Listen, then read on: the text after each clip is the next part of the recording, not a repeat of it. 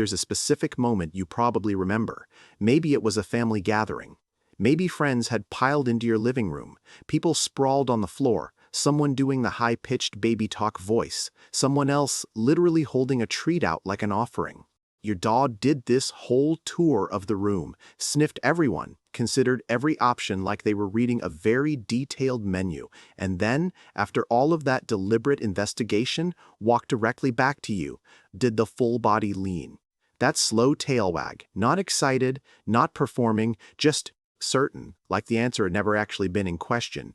You felt their weight against your leg, that specific warmth, and somewhere in the back of your head, a small, slightly embarrassing thought formed. Why me? Out of every person in that room, why is it always you? The easy answer, and honestly most people stop here, is that you feed them, you walk them. You were there first. It's a transaction.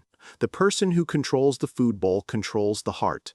We tell ourselves this, and it's fine. It's a comfortable explanation. It tidily reduces the whole thing to conditioning and resource management, and doesn't require us to get emotional about our dog making direct eye contact with us from across a room, except it doesn't explain half of what they actually do.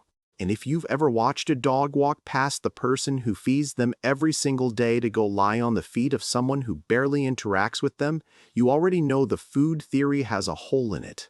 So it's whoever feeds them, right?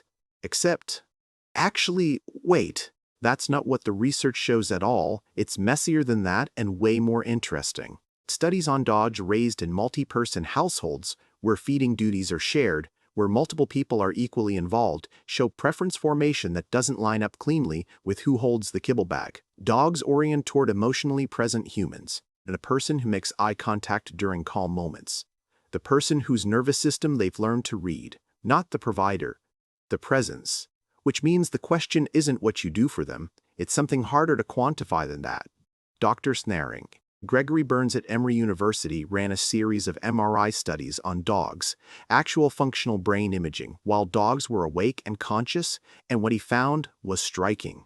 The caudate nucleus, which is the brain's primary reward processing center, lit up most strongly in response to owner scent, not food, not stranger praise, not novel toys. Your specific scent signature, your particular, slightly embarrassing biological combination, is categorized by their brain as the highest value reward stimulus it registers. I tried to make this sound less weird, I genuinely could not.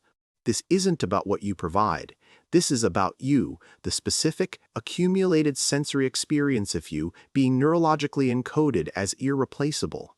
And here's what that actually means for you on a Tuesday morning when you're half asleep, slightly grumpy, definitely not performing your best self, shuffling toward the coffee maker with your eyes barely open. Those mornings, they counted. Every boring, unremarkable, low-effort morning, your dog was building the case for you, logging data, running the algorithm.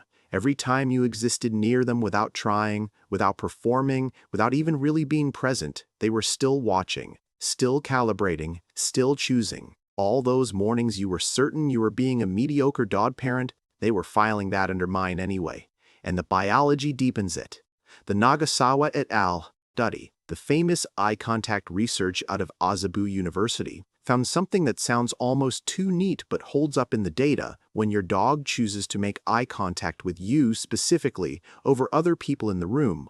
Oxytocin spikes in both of you simultaneously, which deepens the bond, which makes them more likely to choose you again, which spikes the oxytocin again. It's a self-reinforcing loop. They chose you, which made the chemistry stronger, which made them choose you again.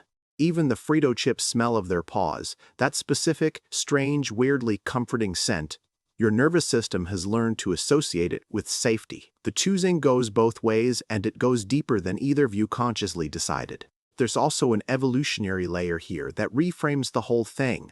Dogs didn't evolve to bond with groups, they evolved to identify a specific person within a group. Someone whose emotional state to track, whose movements to anticipate, whose absence to register and monitor, not the pack. A person. This isn't cute behavior. This is 15,000-year-old survival architecture running in your living room while your dog watches you make a sandwich. And yes, even golden retrievers. who greet every single person on the planet like they've been personally waiting for them their entire lives. Even they have a person. They're just extremely polite about not making everyone else feel bad about it. Pick up a training manual. Read one line about establishing dominance and leadership. Set it down. Your dog is not looking for a CEO. They are not selecting a pack alpha based on your authority or your posture, or whether you walk through doors first. The research on actual preference formation is consistent, emotional availability, gentle consistency, shared calm. These outperform every hierarchy-based bonding approach. The chewed shoe? That happened because they wanted to be near something that smelled like you when you weren't there. The dog hair on every single black item you own? Proximity is the point. They're not destroying your things. They're trying to stay close to you without having legs long enough to follow you everywhere at all times. Here's the part that complicates the fairy tale, though. Dogs can form secondary preferences. And those preferences shift, genuinely shift. When primary attachment figures become emotionally unavailable over extended periods, the choice isn't fixed. It isn't permanent in the way we romanticize it, which means something both more fragile and more meaningful than we usually admit. Every single day, they pick you again. Every day you show up, you're earning it, without even knowing you're doing it. The choice is ongoing. It's renewable. It's not something that happened once when you adopted them. It's something that happens continuously, quietly, in every room you're both in. Sit on the floor, look directly at the camera. Pause. If your dog has specifically chosen you, your emotional state is their primary environmental input. The zoomies that explode out of nowhere when you finally exhale after a hard day, that's not random. That's them mirroring your release. They've been reading the tension in your body all day, waiting for that version of you to come back. Those weird, muffled, half-bark sounds they make when they're dreaming, that's likely emotional processing. The brain filing the day's data, consolidating experience, which means somewhere in there, in whatever a dog's dream actually is, you're in it. You're probably in most of them. Back to that room. The treat offerers, the baby talkers, the people genuinely trying, your dog doing the full sniff tour, considering every option. You understand what was happening now. The caudate nucleus firing against every scent in the room and ranking yours above the rest. The oxytocin loop activating as their eyes found you across the space. 15,000 years of attachment architecture running its quiet check. The accumulated weight of every boring Tuesday, every grumpy morning, every moment you existed near them without trying, all of it arriving at one conclusion. The slow, certain tail wag was not random. It was the output of a system that had already done the math. You didn't win them over. You were encoded, and they choose you again every single day in every room you're both in. Tell me in the comments, is there a specific moment where your dog chose you so clearly it almost felt personal? The moment where you thought, okay, they actually see me. I want that story. No dataset I found had these. Only you do. And next time, we're going into why your dog knows you're upset before you do. Not in a vague, dogs are intuitive way. There's a specific biological mechanism and it involves your skin chemistry changing way.